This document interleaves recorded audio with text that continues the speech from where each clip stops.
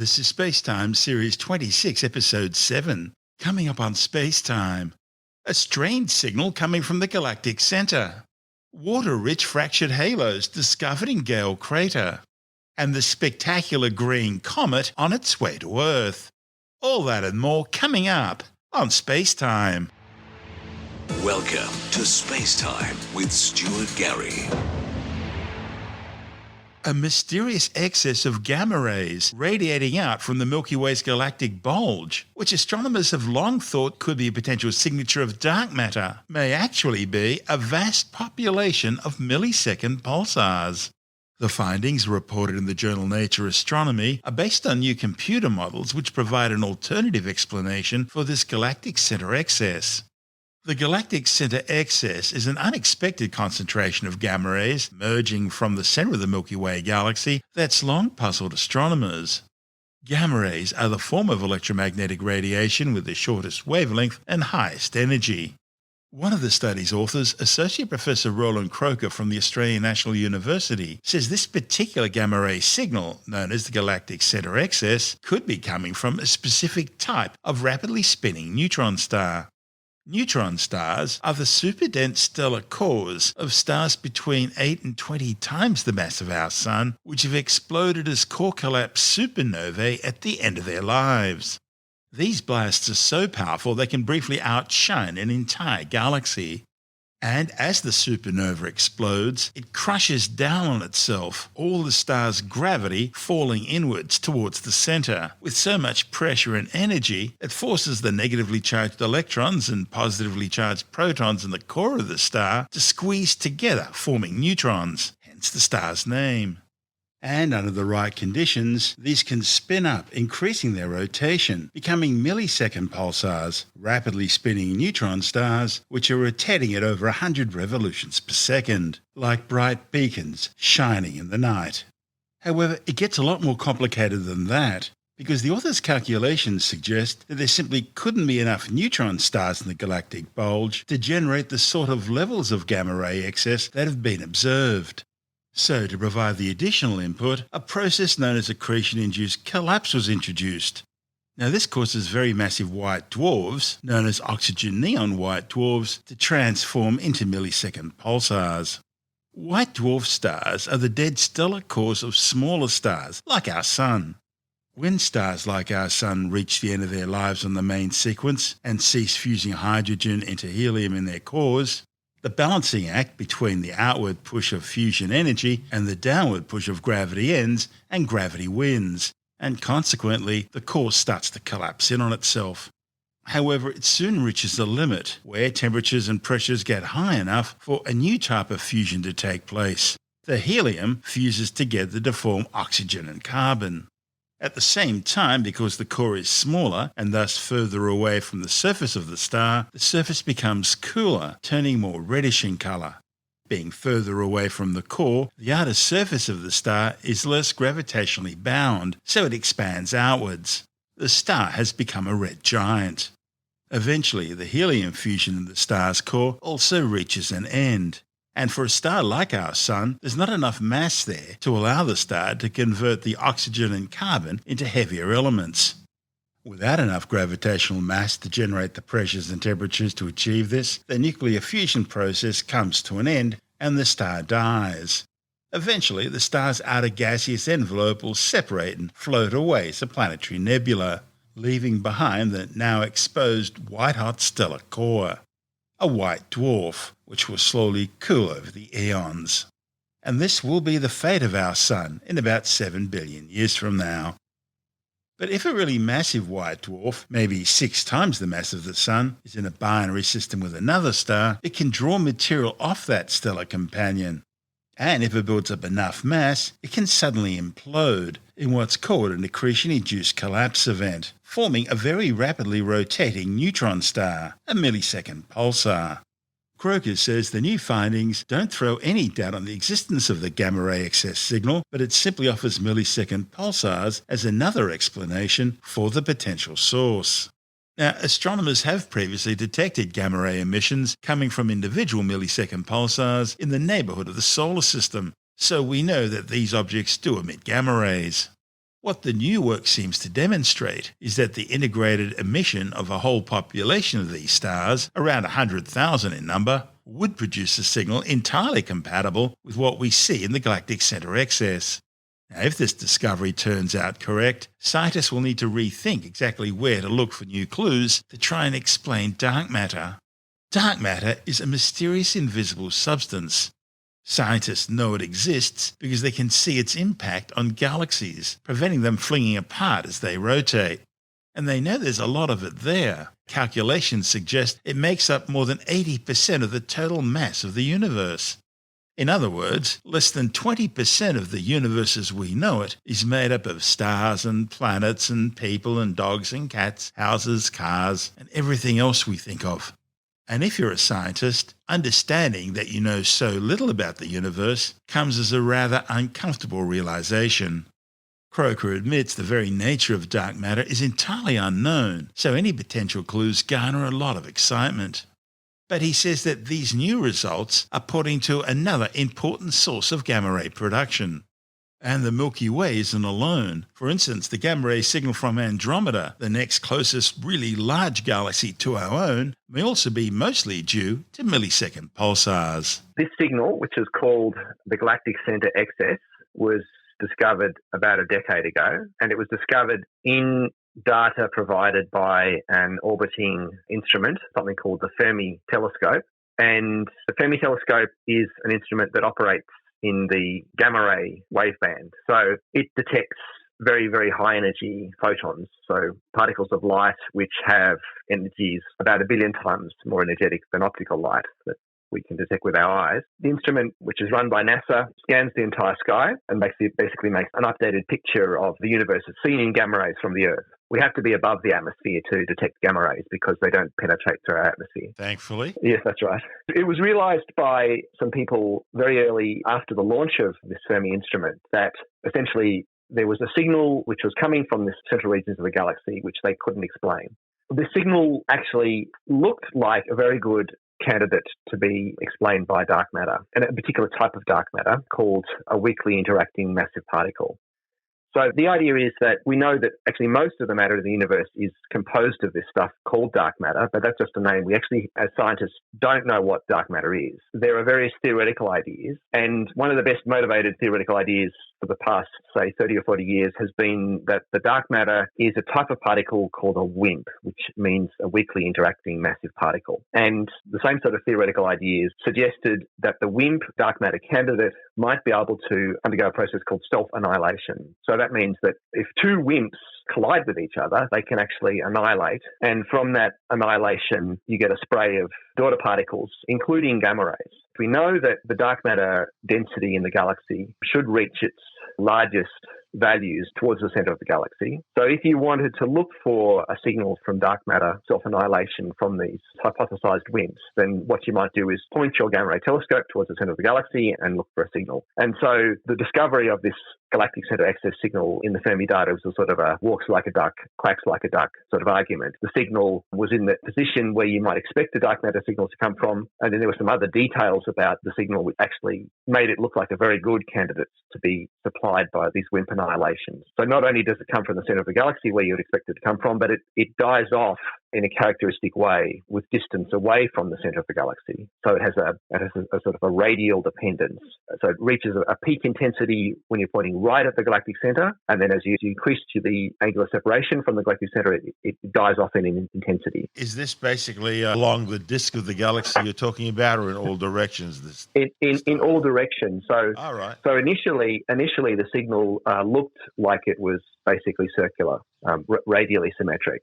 So it's a circular signal, and that was one of the things that made it look like a dark matter signal and not something else. And finally, the signal has a particular spectral shape. So that means that if you plot the flux of gamma rays which you detect versus the energy of the gamma rays, then that curve has a certain shape, and it appears like a bump. So most of the gamma rays from this signal are coming out at a particular gamma ray energy of around 2 giga electron volts, so about 2 billion times more energetic than photons of light that we can detect with our eye. Now, this So is all of very those, different, I take it, from the Fermi bubbles. well, yes. So it's from a region of the sky which has some overlap with the Fermi bubbles, but the signal is more or less circular, and it extends maybe 20 or 30 degrees away from the galactic center in all directions. And the Fermi bubbles don't look like that. They're noticeably, they're very non-circular, and they extend to larger angular scales, more like 50 or 60 degrees away from the galactic above center. and below the center, yeah.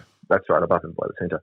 There's some question about exactly how this galactic centre excess sort of blends into the Fermi bubbles. Anyway, so this galactic centre excess signal was noticed very soon after the Fermi telescope was launched by some external people working with the Fermi data, people like Dan Hooper and colleagues of his. And there was initially quite a lot of resistance to that discovery, but then subsequently many other people have done the analysis and found basically the same signal. And so now the existence of the signal is well established, including by the Fermi collaboration, which runs the Fermi telescope itself. So everybody basically agrees that the signal is there, but then that's separate from the question of what the signal actually represents. It was also noted pretty early on too, once Dan Hoop and other people had announced the discovery, that there were aspects of the signal which looked like the sort of gamma ray signal which we detect from a particular sort of astrophysical source, and that's something called a millisecond pulsar.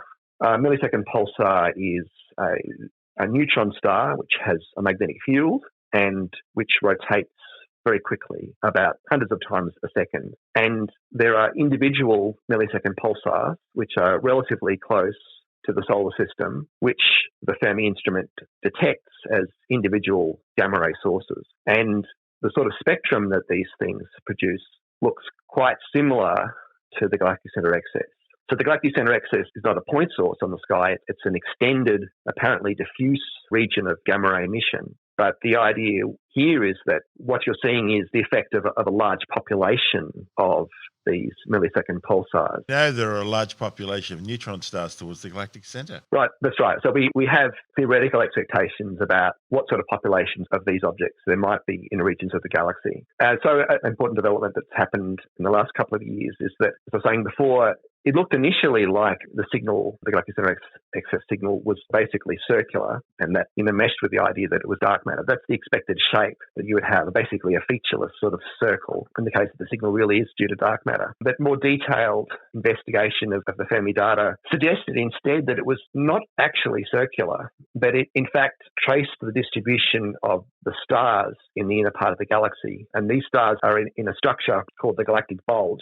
And the galactic bulge, which we see from the position of the Earth, is not exactly circular on the sky. And when you do a detailed analysis, the sort of asymmetries that the bulge exhibits, they're mirrored by the galactic center excess signal. So in other words, it looks like from this argument, it looks like, again, there's an astrophysical source which is supplying the gamma rays rather than... Sounds like the duck's back. Yeah, right. So that was a problem for the dark matter idea. So this further motivates the idea that one should look for an astrophysical source as the origin of the galactic center excess. So that's what we did in our paper with a theoretical model. And what the model did was it basically predicted the population of millisecond pulsars that should belong to this bulge region of the galaxy. And once we had that prediction for the population of millisecond pulsars that would be in that region of the galaxy, we could then predict what the sort of aggregate emission of gamma rays from that population would be. And that prediction is a very, very good match to the actual observed signal, both in terms of its overall intensity, the strength of the signal, and also the spectrum of the signal, the shape of the signal when you plot the flux versus the energy of the gamma rays. We're looking at a particular scenario here for the origin of these millisecond pulsars. So people have mostly had the idea in the context of the galactic center that the millisecond pulsars would come from something called recycling. And with that idea in mind, they could say, well, actually, it can't be recycling for the reason I'll now explain. In the recycling channel for producing millisecond pulsars, what happens is you have a binary system, so two stars that are orbiting each other. At least one of the stars is very massive. It's 8 times the mass of the sun or more. And that undergoes something called a core collapse supernova. And the result of that core collapse supernova is that star basically turns into a neutron star. And then the binary can continue to evolve, and subsequently, and it can happen when the system is very, very old, many billions of years old, that the companion of the neutron star can grow into a giant star, and the neutron star then starts to strip mass off this binary companion. So it accretes matter from the standard envelope of this big red giant, or whatever the secondary has become. And as it accretes that matter, the neutron star, which is kind of old and rather inert, starts to spin quicker and quicker. And this is what is called recycling. And as it spins quicker and quicker, it then becomes active as a gamma ray emitting millisecond pulsar. All right, so that's a sort of generic recycling scenario. But the problem with a recycling scenario for the millisecond pulsar population you would need to explain the galactic center excess gamma ray signal is that in this recycling process, as the neutron star accretes matter from its binary companion, it essentially appears as something called a low-mass X-ray binary system. So in the accretion process, the accreted gas, which is falling onto the neutron star, becomes extremely hot and it radiates in X-rays. And from looking at some stellar systems where we can see both millisecond pulsars and these low-mass X-ray binaries, we can develop an expectation for how many of these low-mass X-ray binaries there should be corresponding to a given level of gamma ray emission. So essentially, the recycling scenario predicts that the part of the galaxy should be filled with these low-mass X-ray binary systems. And we simply don't see those low-mass X-ray binaries in the center of the galaxy. Or we see many fewer than we would with the idea that it's recycling that's explaining the origin of the galactic center excess signal. So that seems to rule out the idea that millisecond pulsars are the origin of the signal. But that whole idea doesn't consider that there's another channel for the production of millisecond pulsars, and that's what we looked at in our paper. And this other channel is a bit more complicated, but the main thing is that it doesn't produce nearly such a large population of low-mass X-ray binary systems. In this other channel, which is called accretion-induced collapse, what happens is that the primary star, you still need a binary system, and you still need to have, still has to be a relatively close binary system so that you can have mass exchanged between the stars in the binary. But the primary star is somewhat less massive than the star that you have in the recycling scenario. In the recycling scenario, the primary star is more than 8 solar masses, and it undergoes a core collapse. In this accretion-induced collapse scenario, that primary star is probably between about 6 and 8 times more massive than the Sun. So it's not big enough to undergo a core collapse supernova. Instead, its main sequence life ends when it becomes a very massive type of white dwarf, a particular type of white dwarf called an oxygen neon white dwarf. The important thing about these white dwarfs is they're very massive, and they're just below this famous Chandrasekhar mass limit of 1.4 times the mass of the Sun. In the binary system, if there's accretion again from the secondary onto the primary, this white dwarf system, the importance of the accretion is not so much that it spins up the white dwarf, but as the white dwarf approaches this 1.4 solar mass Chandrasekhar mass limit, it undergoes something called an accretion-induced collapse. So basically, there's a nuclear process called electron capture, which happens in the core of the white dwarf, and the white dwarf basically collapses very suddenly down into a neutron star. This is an implosion rather than an explosion, as in a supernova. And then you get an effect as the white dwarf is many thousands of kilometers in radius, and then it collapses down into a neutron star, which is something like 10 kilometers in radius. And so you get an effect like what happens when an ice skater brings their arms in as they're pirouetting. So they start to spin much more rapidly. And this is exactly what happens with these accretion-induced collapse events. The neutron star, which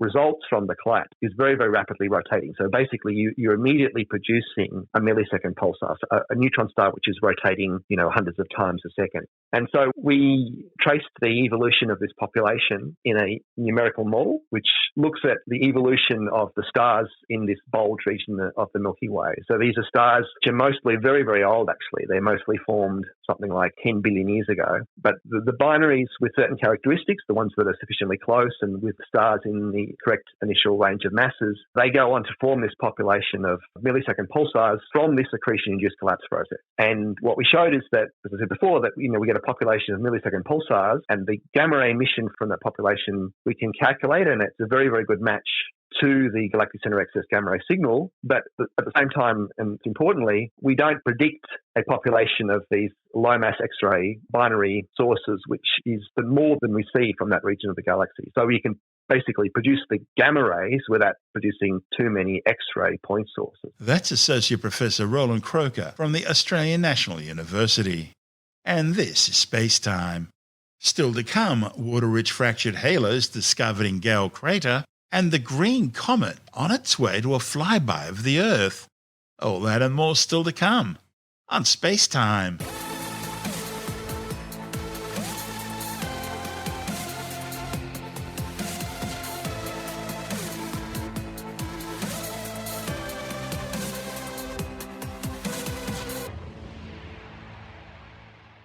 Scientists have discovered fracture halos containing water-rich opal on the floor of Gale Crater on the red planet Mars. The findings, reported in the Journal of Geophysical Research Planets, are based on an analysis of readings from NASA's Mars Curiosity rover and its Neutron Spectrometer Dynamic Albedo of Neutrons, or DAN instrument. In 2012, NASA sent the Curiosity rover to Mars to explore Gale Crater, a large impact basin with a massive layered peak known as Mount Sharp in the middle. As the six-wheeled car-sized rover worked its way across the Martian surface, scientists noticed these light-coloured rocks surrounding fractures which crisscross the vast landscape extending out as far as the horizon. Recent studies by Curiosity have shown that these fractured halos, as they're called, contain opal. Now, the discovery of opal is noteworthy because it can form in scenarios where silica is in solution with water, a similar process to dissolving sugar or salt in water. And if there's too much salt or conditions change, it can begin to settle at the bottom. Now, here on Earth, silica falls out of solution in places like lake and ocean bottoms, and it can form in hot springs and geysers, environments similar to that found at Yellowstone National Park. When we think of opals, we think of the beautiful rainbow-coloured gemstones. But it's predominantly made up of just two components, silica and water, with minor amounts of impurities such as iron. Now, as opal isn't actually a mineral, the water in it isn't bound as tightly as within, say, a crystal structure. And this means that if you grind an opal down and apply some heat, the opal releases its water. And when you think about it, that makes opal a potential water source for future astronauts exploring the red planet. Now, following the recent confirmation of opal in these fractured halos, scientists went back through Curiosity archival data, and they discovered that the rover had driven right over one of these fractured halos many years ago, early in the mission, and a long way from the recent sample. And what the scientists noticed is that these earlier fractured halos not only looked like the halos found more recently in the mission, but in completely different rock units, but it turns out they were also very similar in their composition, comprising a lot of silica and water. Although the study's lead author, Trevor Gabriel from the Arizona State University, wasn't able to perform an exhaustive assessment of water content in all the halos observed, he and his colleagues were able to undertake a dedicated neutron experiment on two of these halos, finding that just a single metre of halo could house roughly 3.8 to 5.7 litres of water in the top 30 centimetres of the Martian soil. The poles on Mars house lots of water ice, as well as other volatiles like carbon dioxide. And even in the upper latitudes, we know there's lots of permafrost just beneath the surface. But in present-day Mars, water is very rare at the equator, with absolutely no widespread evidence of water resources anywhere near the surface. What this study therefore suggests is that water-rich opal may be lining landscapes across regions of Mars where scientists otherwise wouldn't expect to find water. And surprisingly, the opal in Gale Crater retains water despite the dry conditions of the modern-day atmosphere. Gabriel says these fractures seem to extend right across the crater floor. And that suggests not only that there could be vast subsurface fracture networks providing lots of water, but if these subsurface fractured networks are hollowed out, they could also provide shielding for astronauts from the red planet's inhospitable surface conditions. In Gale Crater, for example, temperatures can easily go below minus 74 degrees Celsius on a cold winter's night. And even on a warm afternoon in Gale Crater, temperatures barely go above 1 degree Celsius. And of course, Gale Crater, and really anywhere on Mars, also experiences far more radiation than the surface of the Earth due to the thin Martian atmosphere and lack of a planetary-wide magnetic field. For astronauts, what that means is that every day spent at a place like, say, Gale Crater would expose them to a cosmic source radiation dose as high as a daily chest or pelvic X-ray. Not the sort of thing you want to endure on, say, a 6-month mission to the surface of the red planet. This is SpaceTime. Still to come. Skywatchers around the world are in for a treat, with a once-in-50,000-year comet making a rare appearance in the next few weeks. And later in the Science Report, Australia to buy new American and Norwegian rocket and missile systems. All that and more still to come on SpaceTime.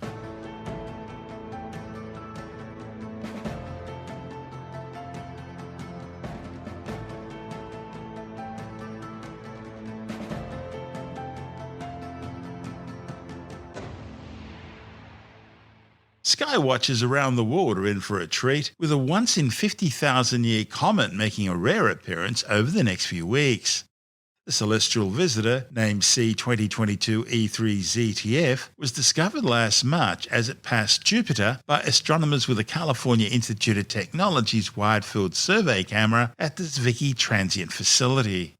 C2022E03ZTF is what's known as a long-period comet, which spends most of its time well over 2,500 times further away from the Sun than the Earth. In fact, it's visiting the inner solar system all the way from the Oort cloud, a vast hypothetical sphere of comets, icy worlds and frozen debris far beyond the planets, which are being caught in the Sun's gravitational pull and are now travelling with the solar system on its journey around the galaxy. Some of these objects may have been formed 4.6 billion years ago when the Sun and protoplanetary disk were formed, while others could be hitchhikers from other star systems. Right now, the 1 kilometre wide comet is making its closest approach to the Sun, but it won't be visible in Australia until it makes its closest approach to Earth on February the 2nd, at which time it will still be some 42.5 million kilometres away. But for our listeners in the Northern Hemisphere, the comet's already become visible, and it's easy to spot with a good pair of binoculars or backyard telescope. C2022E03ZTF is estimated to be shining with a magnitude of around 11. Magnitude describes the brightness of an object, with the higher the number meaning the darker it is, and the lower the number meaning the brighter the object is. The comet will be at its brightest when it's closer to the Earth, and it could even be visible as a naked eye object in dark skies away from city lights or a bright moon. So because of the full moon in early February, the last week of January will be a good time to try and spot it.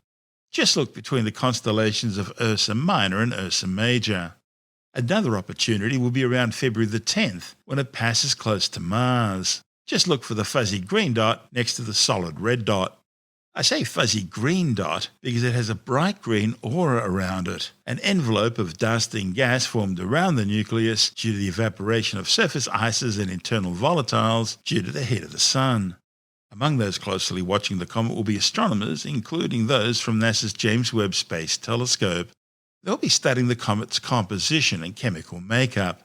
See, the closer the comet is to Earth, the easier it will be for telescopes to make detailed observations of the comet and how the Sun's heat has boiled off its outer layers. And a long-period comet like C2022E03ZTF, being such a rare visitor to the inner solar system, provides astronomers with a lot of information about the sorts of objects that are hanging out in the Oort cloud. And it's not like we get a chance to do this a lot. The last time C2022E3 passed Earth was during the Upper Paleolithic period, when Neanderthals roamed Europe and Central Asia. And as for its return visit in another 50,000 years, well, right now we're not sure that's even going to happen. See, there's a strong possibility that as it swings round the Sun, the orbit of this comet will change. And so instead of simply returning to the Oort cloud and then coming back into the inner solar system, it will be flung out of our solar system altogether, joining a vast population of interstellar objects inhabiting the spaces between the stars. This is SpaceTime.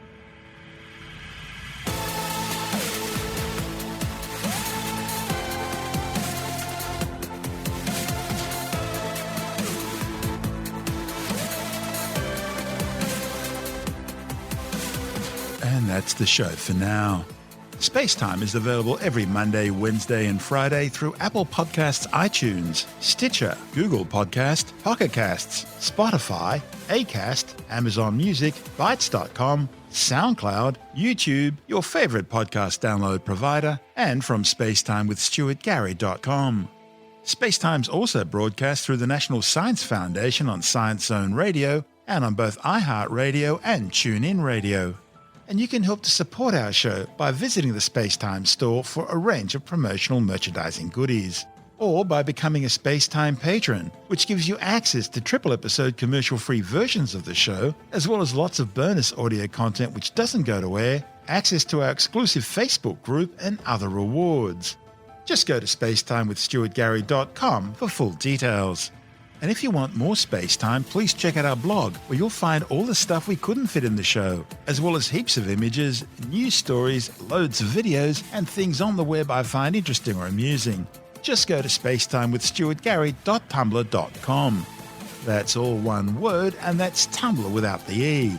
You can also follow us through @StuartGary on Twitter, @SpaceTimeWithStuartGary on Instagram, through our SpaceTime YouTube channel, and on Facebook, just go to facebook.com/SpaceTime with Stuart Gary. And SpaceTime is brought to you in collaboration with Australian Sky and Telescope magazine, your window on the universe. You've been listening to SpaceTime with Stuart Gary. This has been another quality podcast production from Bytes.com.